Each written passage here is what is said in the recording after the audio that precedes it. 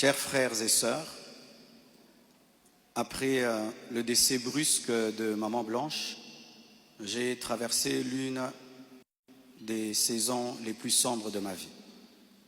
J'étais au bord de la dépression, même de l'AVC et même de la mort. Mais beaucoup ne s'en sont pas rendus compte, car je faisais l'effort de rester fort pour vous encourager et pour que l'Église ne devienne pas un lieu de deuil permanent. La solitude, les nombreux questionnements, la douleur de mes enfants, l'innocence de mon bébé, le poids du ministère, la gestion de mes affaires, de ma maison et même de moi-même, tout cela pesait terriblement sur mes épaules. Il m'arrivait de sécher mes larmes avant de prêcher et de pleurer dans mon bureau après avoir prêché. Dans cette épreuve, le pasteur Ézéchiel Moulumba, un ami d'enfance et fils du même père spirituel, me parla un jour de sa fille Esther. Mais je lui répondis que je n'avais ni la force ni la tête à cela. J'avais même demandé à Dieu le don du célibat dans l'espoir de ne plus jamais ressentir le besoin de me marier. Mais Dieu ne répondit pas à cette prière. À plusieurs reprises, par l'intermédiaire des prophètes, des songes et des convictions personnelles, le Seigneur me fit comprendre qu'il voulait que je continue ma route et que je refasse ma vie avec quelqu'un d'autre et qu'il était dangereux pour moi de rester longtemps dans le veuvage car un plan maléfique se tramait contre ma vie, mon ministère, ma famille et l'Église. Je me souviens d'une vision particulièrement marquante. J'étais dans une chambre encerclée de très longs serpents aux couleurs magnifiques.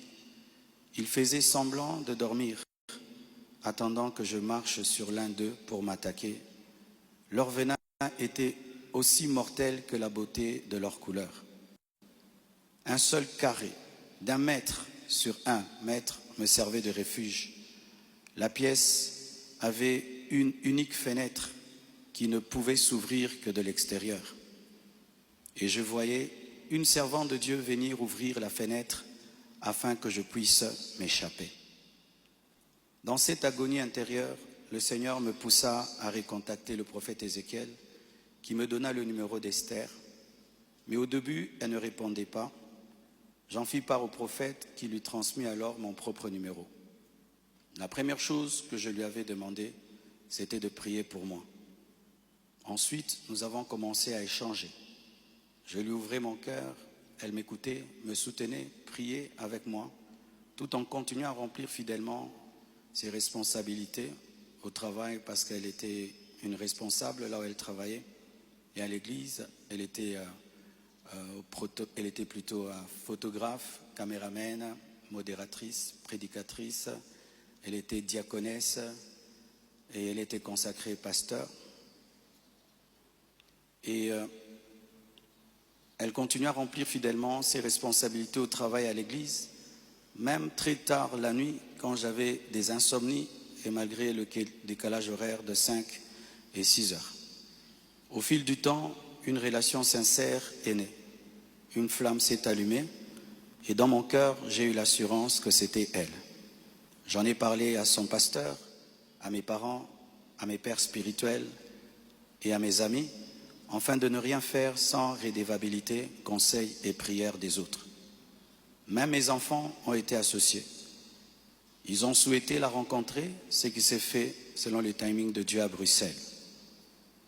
Le Seigneur m'avait parlé d'une période d'1 an.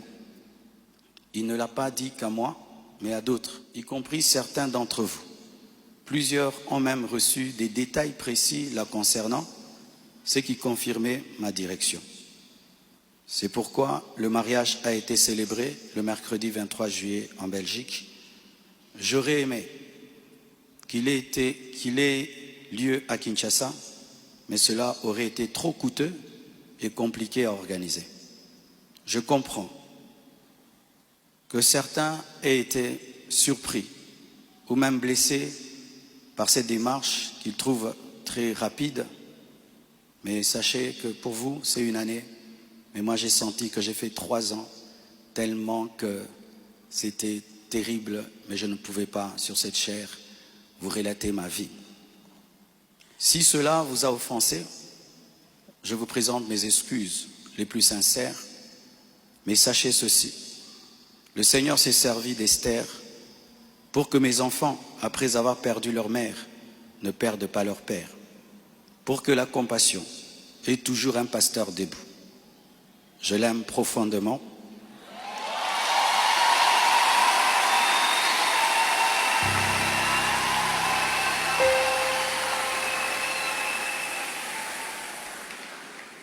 Je l'aime profondément.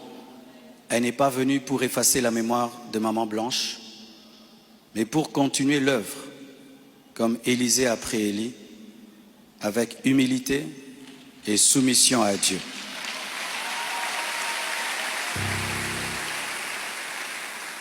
Priez pour elle, elle est étrangère, c'est sa première fois d'être au Congo. Elle a eu le baptême de 4 heures du temps d'embouteillage. Et aujourd'hui, Dieu a fait grâce, il fait froid. Je lui ai dit, tu sens le froid quand même? Elle a dit, mais c'est climatisé. Je dis, non, c'est le vent. Priez pour elle, portez-la dans vos cœurs, comme vous m'avez toujours porté dans les vôtres. Demeurez en paix et continuez à prier pour nous, pour toutes ces certaines choses que vous entendez. Je vais clarifier ça progressivement, avec le temps de Dieu, dans l'amour, dans le pardon et dans la sagesse, sans rancune. Et merci de tout cœur et que Dieu vous bénisse abondamment